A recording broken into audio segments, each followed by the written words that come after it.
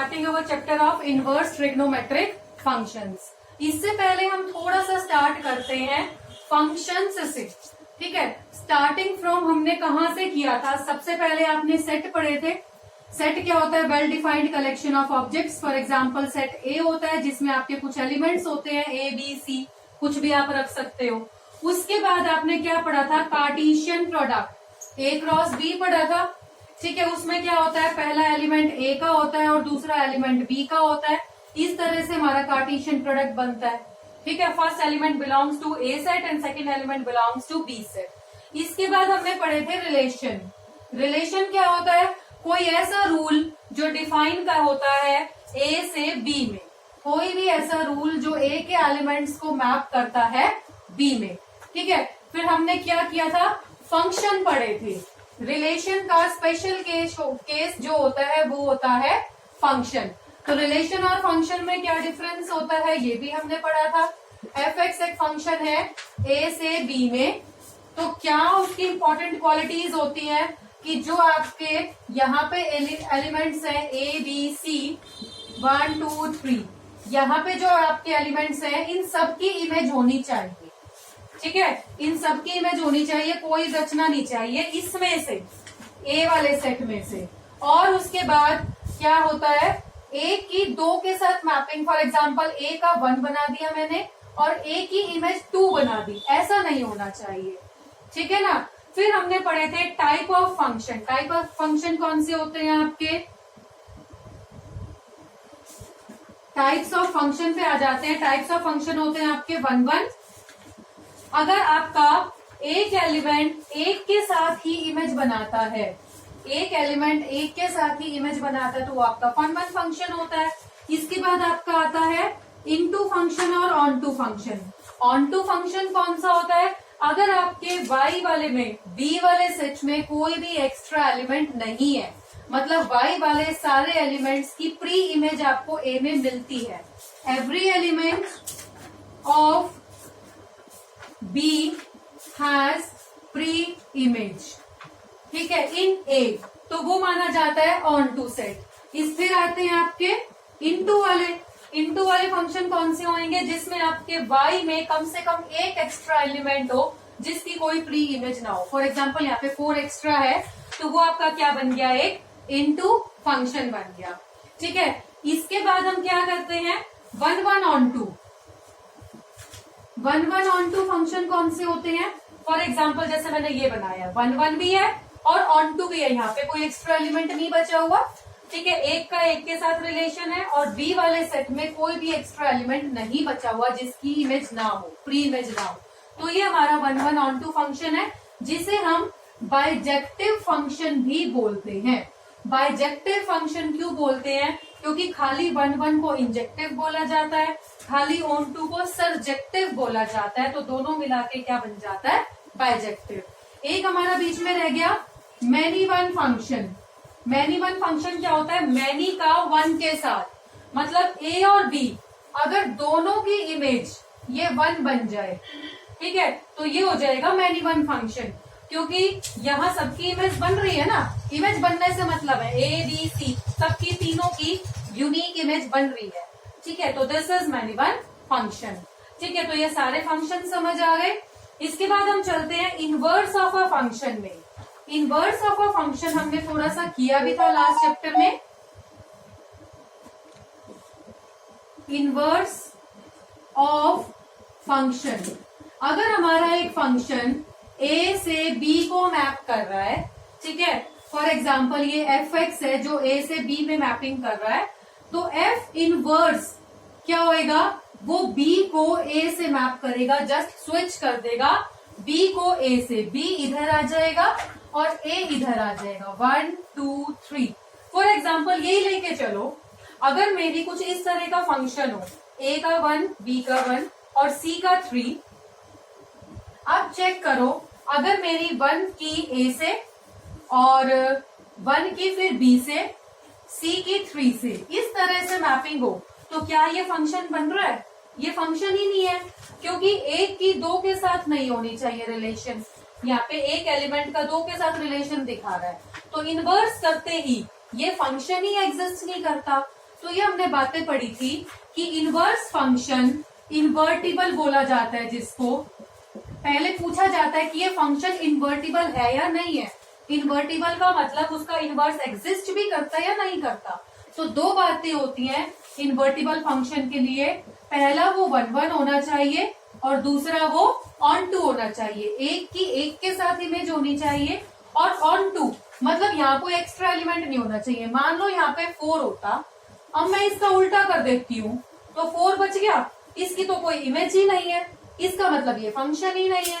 ठीक है ना। तो सबसे पहली क्वालिटी, दो क्वालिटी क्या होती है इनवर्स ऑफ फंक्शन के लिए, कि जो हमारा फंक्शन है ए से B that should be 1 1 and onto, तभी क्या होएगा, इसका इनवर्स एग्जिस्ट करेगा। अब देखो ए का 1 के साथ था, बी का 2, सी का 3, उल्टा कर दिया 1a 2b 3c। This is the inverse of function. तो ये क्वालिटीज हमें याद रखनी है, 1 1 होना चाहिए और ऑन टू होना चाहिए। अब हम आ जाते हैं, हमारा चैप्टर जो है इनवर्स ट्रिग्नोमेट्रिक फंक्शंस पे, मतलब हम इनवर्स पढ़ेंगे सिर्फ ट्रिग्नोमेट्री फंक्शंस का। तो ट्रिग्नोमेट्रिक फंक्शंस में आपका फर्स्ट ऑफ ऑल आता है साइन एक्स, ठीक है, कॉस एक्स। साइन एक्स क्या होता है, साइन एक्स में आपने पढ़ा था हमारा डोमेन और रेंज, क्लास 11th में हमने साइन एक्स की डोमेन और रेंज की थी। वो क्या होती है, ये डोमेन और ये रेंज। जो साइन फंक्शन होता है वो कुछ इस तरह से होता है, 0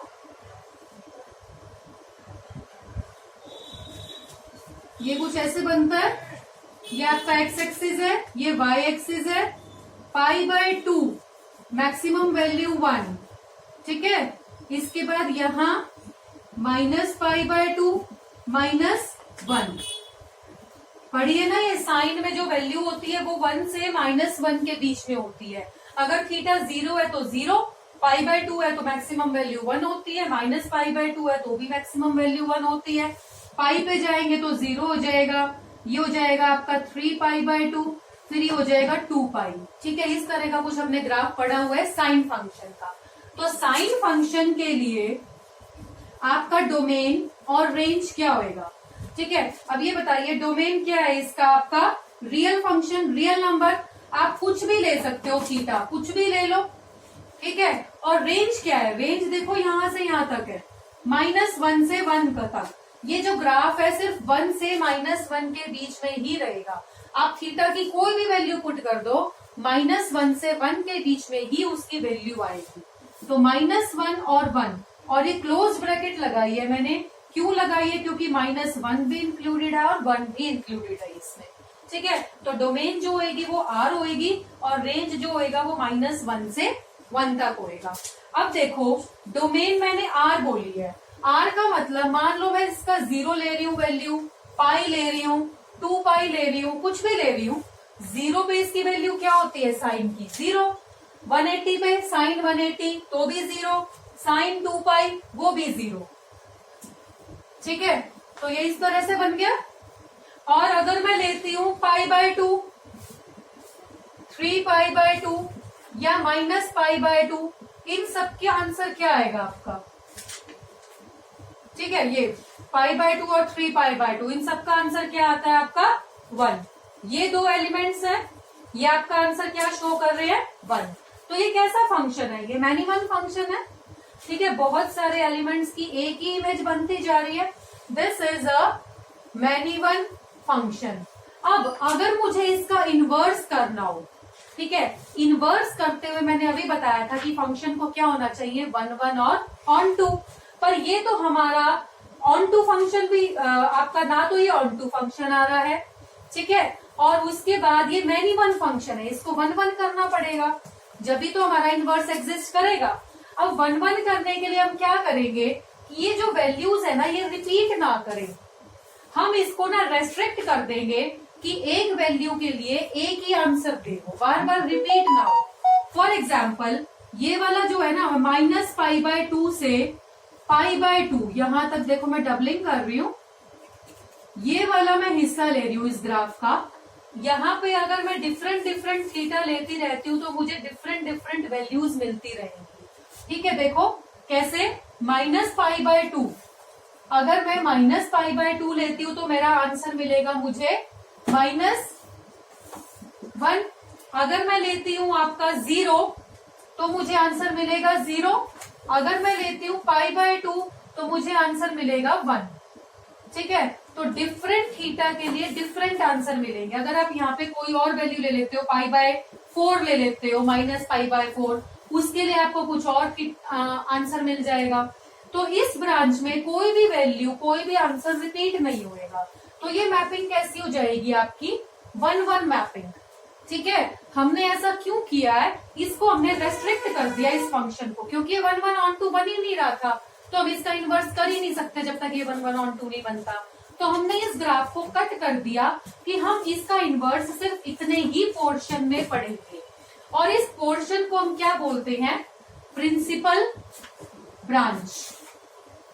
ठीक है, इस ग्राफ की प्रिंसिपल ब्रांच है ये। ओके, अब इस ब्रांच में हमने रेस्ट्रिक्ट कर दिया, पर आप ये भी कह सकते हो कि मैं ये ब्रांच ले लेते हैं, यहां से लेके यहां तक की ब्रांच ले लो, यहां भी कोई रेपिटेशन नहीं है।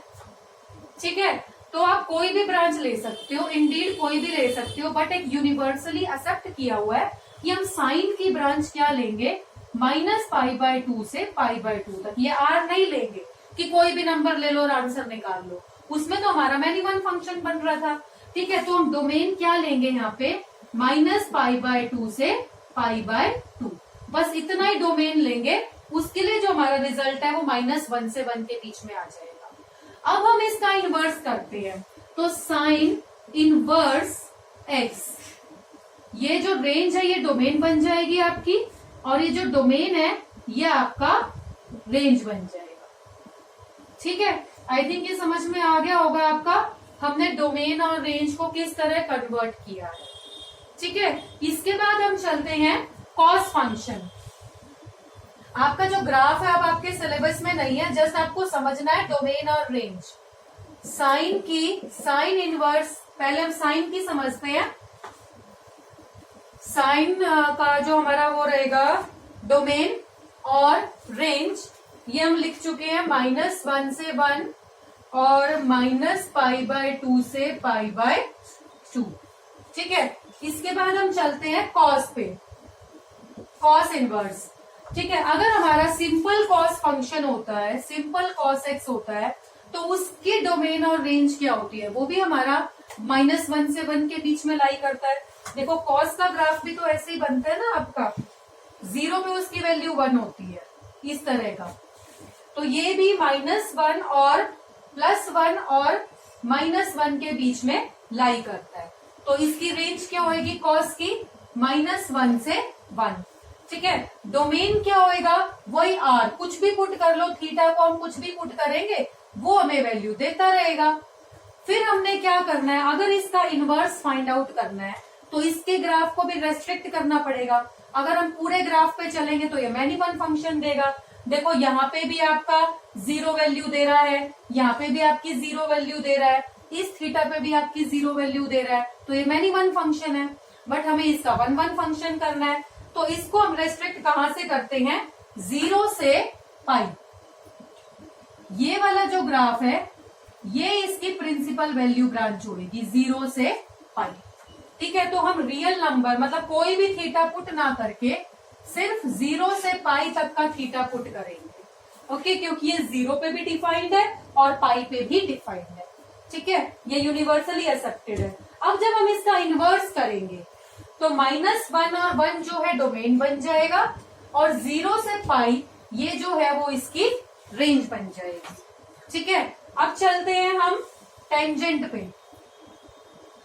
Tangent inverse. टेंजेंट इनवर्स पढ़ने से पहले टेंजेंट पढ़ते हैं, टेंजेंट थीटा। टेंजेंट थीटा क्या होता है, साइन बाय कॉस होता है, या आप कैसे भी अंदाजा लगाइए। टेंजेंट में आपकी इनफाइनाइट वैल्यू कब आती है, आप वैल्यू तो कुछ भी पुट कर सकते हो, बट इन्फिनिटी कब बनता है, वो 90 पे बनता है ना, π/2 पे। टेंजेंट जो है π/2 पे 90 बनता है, वो सॉरी इन्फिनिटी बनता है। ठीक है, इन्फिनिटी क्या है, इन्फिनिटी तो कोई वैल्यू ही नहीं होती। ठीक है, तो हमें क्या करना है, ये देखो मैं क्या कह रही हूं, अगर मैं पाई बाय टू पुट करती हूँ तो ये इंफिनिटी बन रहा है, तो मैं अपने डोमेन में पाई बाय टू नहीं ले सकती, क्योंकि डोमेन क्या होता है, डोमेन ऐसी वैल्यूज होती हैं जो हमें कोई इमेज दे, पर इन्फिनिटी तो कोई इमेज नहीं हुई ना, ठीक है। तो पाई बाय टू को मैं अपने डोमेन में नहीं रख सकती, तो जो टेन थीटा का डोमेन होएगा ना उसमें से पाई बाय टू हमें हटाना पड़ता है।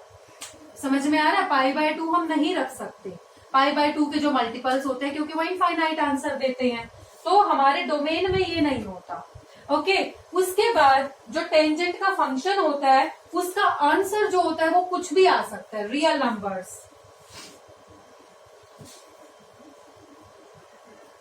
आंसर तो टेंजेंट का कुछ भी आ सकता है इन्फिनिटी तक, आपने देखा है जो उसकी वैल्यूज होती है 0 से लेके इन्फिनिटी तक जाती है, ठीक है।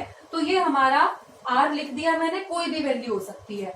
अब जब हम इसको उल्टा करेंगे, इनवर्स फंक्शन बनाएंगे, तो ये जो हमारा डोमेन है, ठीक है, ये हमारा जो रेंज है ये आ जाएगा यहाँ पे, और ये जो R minus pi by two मैंने लिखा था ये आपका रेंज बन जाएगा, ठीक है। ये हम क्या करेंगे, पाई बाय टू हम नहीं ले सकते थे ना इसमें, तो यहाँ पे हम पाई बाय टू और पाई बाय टू, ये हमारा आंसर नहीं आएगा, बस ये ओपन लेना पड़ेगा। ये जो हमारी वैल्यूज हैं, रेंज जो है हमारी वो ये आएगी, ठीक है। इसके बाद हम चलते हैं टेंजेंट से, साइन कॉस टेन, अब आ जाएगा कोसिकेंट, ठीक है। सबसे पहले कोसिकेंट फंक्शन पढ़ते हैं। कोसिकेंट फंक्शन होता क्या है, 1 बाय साइन होता है, ठीक है। साइन थीटा 0 कब होता है, ये फंक्शन नॉट डिफाइंड कब होएगा, 0 पे, ठीक है। तो साइन थीटा की वैल्यू 0 कब होती है, 0 पे या फिर पाई पे, इस तरह होती है 0 पे, पाई पे, 2 पाई पे। तो ये वाली वैल्यूज अगर यहाँ पे ना हो, ठीक है, तो ये नॉट डिफाइंड नहीं होएगा, मतलब हमें इन्फिनिटी आंसर नहीं चाहिए ना, ठीक है। तो हम क्या करेंगे, कोसिकेंट इनवर्स का जो रहता है वो होएगा, अब देखो अगर हमारा जो साइन थीटा होता है इसकी वैल्यू -1 से 1 तक होती है, कोई भी वैल्यू आप ले लेना -1 से 1 तक आएगी। ये तो थी हमारी डोमेन की बात कि हम रख क्या सकते हैं, मतलब नीचे ना 0 मत रखना बस थीटा को, ये तो डोमेन की बात हो गई, ठीक है। अब आ जाओ रेंज पे। रेंज का मतलब कोसिकेंट थीटा की वैल्यू कहाँ लाई करती है।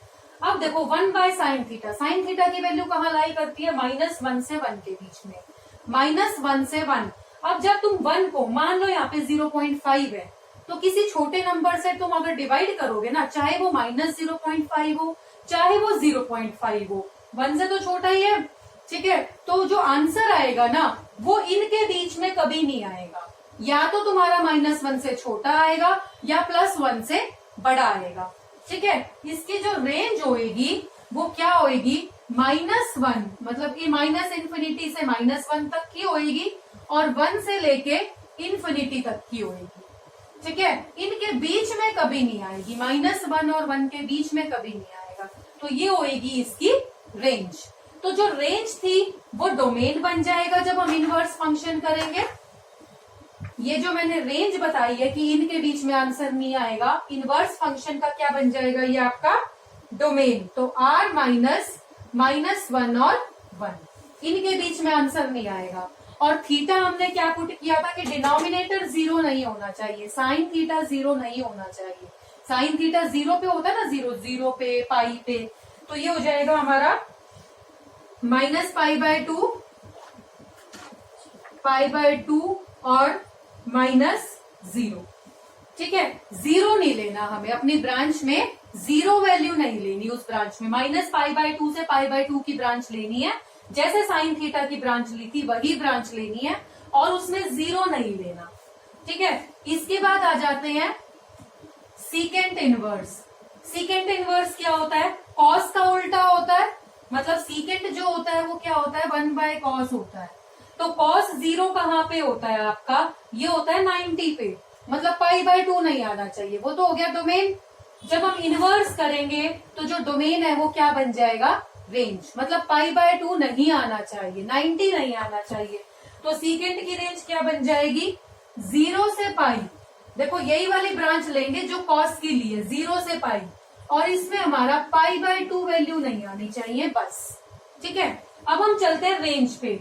सीकेंट की रेंज क्या होती है? 1/cos theta. cos थीटा की रेंज वही -1 से 1 होती है। मैंने अभी बताया था जैसे डिवाइड करेंगे तो इसका आंसर -1 से छोटा आएगा या 1 से बड़ा आएगा।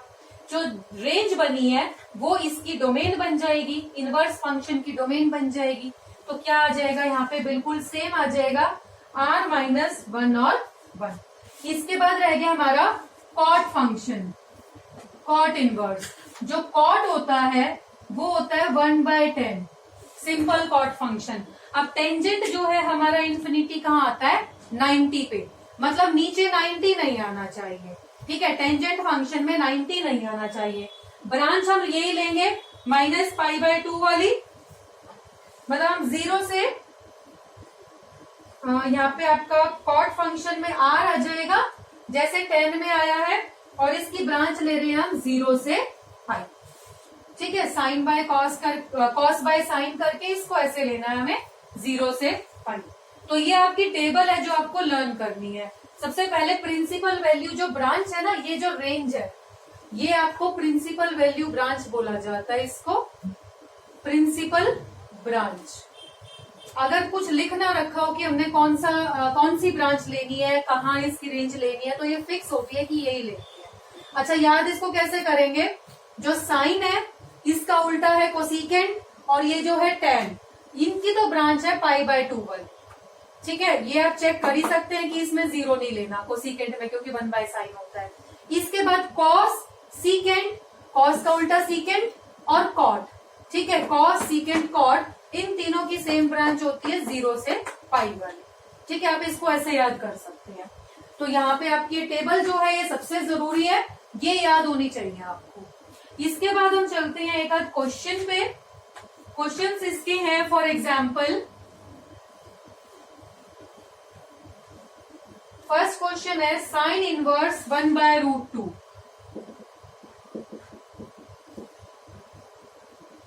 हमें क्या करना है इसका? Find the principal values in radians. Find the principal values in radians. हमें साइन इनवर्स इसकी वैल्यू निकालनी है। हम क्या लेट करते हैं? फॉर एग्जाम्पल इसकी जो वैल्यू है वो थीटा है, क्योंकि इन रेडियंस निकालना है हमें। ठीक है, रेडियंस में फॉर एग्जाम्पल इसको मैंने थीटा लिख लिया। ठीक है, और हम ब्रांच कौन सी लेंगे? प्रिंसिपल वैल्यू ब्रांच लेंगे। थीटा जो है वो कहाँ लाई करेगा? -π/2 से π/2 के बीच में, where theta lies between -π/2 and π/2। उसके बाद साइन इनवर्स को हम इधर ले जाएंगे, तो 1/√2 इज साइन थीटा। अब साइन में किसकी वैल्यू 1/√2 होती है? वैसे तो आपके पूरे ग्राफ में बहुत सारी बार 1/√2 आएगा, बट हमें थीटा कहाँ लेना है? -π/2 से π/2 के बीच में। तो 1/√2 आपका रहेगा, ये हो जाएगा आपका π/4। आई थिंक π/4 ही रहेगा ये। हाँ, साइन π/4 इज साइन थीटा। ठीक है, तो साइन से साइन आपका कैंसिल हो जाएगा, तो थीटा कितना आ गया? π/4। कुछ इस तरह के क्वेश्चंस आपके आएंगे, प्रिंसिपल वैल्यू निकालनी है आपको। ठीक है, नाउ इसके बाद एक और क्वेश्चन करा रही हूं इसी टाइप का। For example tangent inverse -1/√3। Cut कर,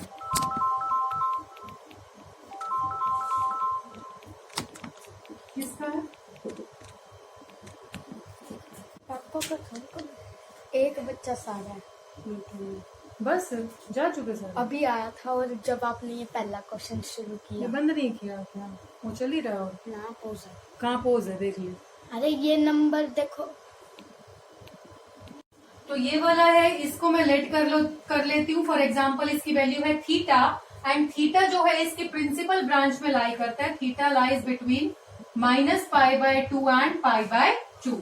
तो टेंजेंट इनवर्स -1/√3 आपका थीटा है, तो -1/√3 हो जाएगा आपका टेंजेंट थीटा। तो टेंजेंट में किसकी वैल्यू -1/√3 रहेगी आपकी? देखो 1/√3 होती है आपकी 30 डिग्री की वैल्यू, तो -30 दे रखी है, इसका मतलब ये आपका जो है -π/2 से π/2 आप 30 और इधर चले जाएंगे, ठीक है, इधर ये 30 होता है, इसमें आप ये ऐड करेंगे तो what you will get, tangent का जो है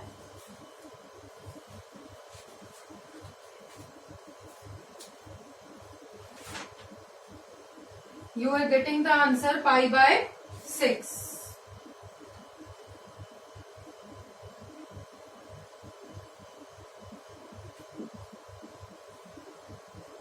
ठीक है, तो मतलब थीटा की वैल्यू कितनी आ गई, -π/6। तो ये आपका आंसर रहेगा। π/6 का मतलब क्या होता है, 30 होता है ना, तो -30 चला गया। 1/√3 + 30 की वैल्यू तो आपको याद है, 30 डिग्री की वैल्यू 1/√3 होती है। अब माइनस का साइन है तो उसको नीचे की तरफ ले जाएंगे, -30, तो वो आ गया -π/6। ठीक है, तो आज हमने स्टार्टिंग की है इस चैप्टर की, हमने सीखा है कि साइन इनवर्स, कॉस इनवर्स, इन सब की जो ये टेबल है, प्रिंसिपल ब्रांच क्या होती है, डोमेन और रेंज क्या होता है, बाकी हम करेंगे इन द नेक्स्ट वीडियो।